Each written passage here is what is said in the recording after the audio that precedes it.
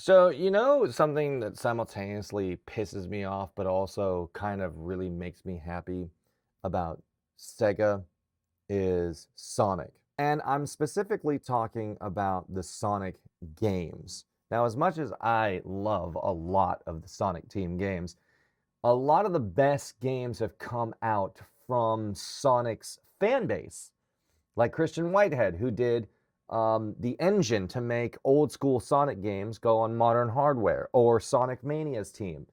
They're all fans. And so I found another one that absolutely pissed me off because of how good it was and how badly I want them to implement it into an actual Sonic game. And I hope one day, Sonic Team, you will watch and get a hold of this guy who made this game. Now, the game is developed as a passion project by a person that goes by Triple Jazz. You can also find the game that I'm going to show you free to download, but I want to explain why I like this so much. And from his own description, he said that he was inspired to do a Sonic game, but is also inspiring from like Hollow Knight or Ori and the Blind Forest or different things like that, which I'm just like, that makes total sense when you say it.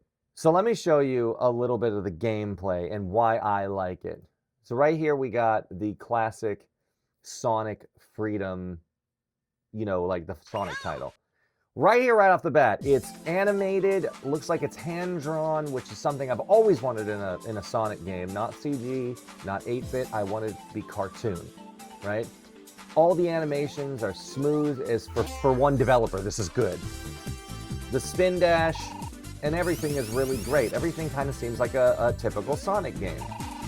But like right here, you can do your spin attack, and instead of auto-aiming, you can control where that attack goes and use it as an advantage in the level, right? So it's like a new mechanic out of an old mechanic that we're used to.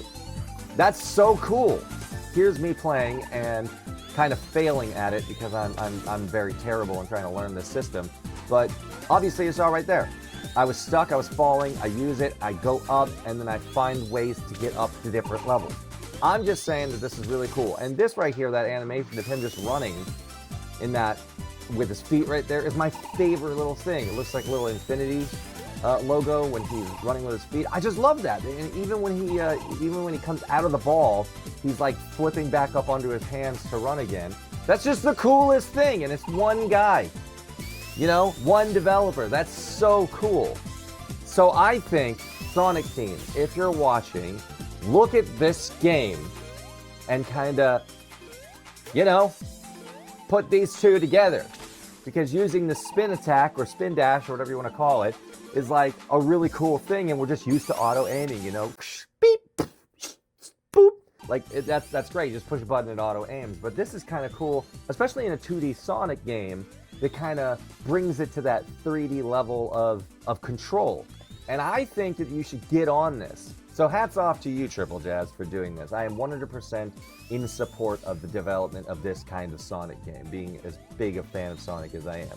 And Sonic Team, if you're watching this, get a hold of this guy, or at least try to do some stuff like that. I'm not saying all your stuff is bad. That's not what I'm saying.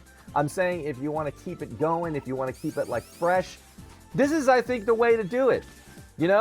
Inspire it from how games are developing independently in their 2D realm, and bring some cool stuff back like that. That was like the simplest thing, and I thought that was the coolest thing. I would have pre-ordered that or bought it immediately day one if it was an actual Sonic game. I downloaded it immediately as soon as I saw something like that. But let me know what you think. What do you think about the current state of Sonic games and what they could actually do and become? Because I think this is really cool. I mean, we saw it with Sonic Mania.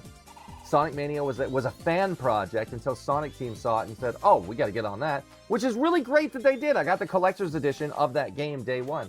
I think the way that Triple Jazz did it is really, really cool. I just want to know what you think, because even that one little mechanic to me is really awesome.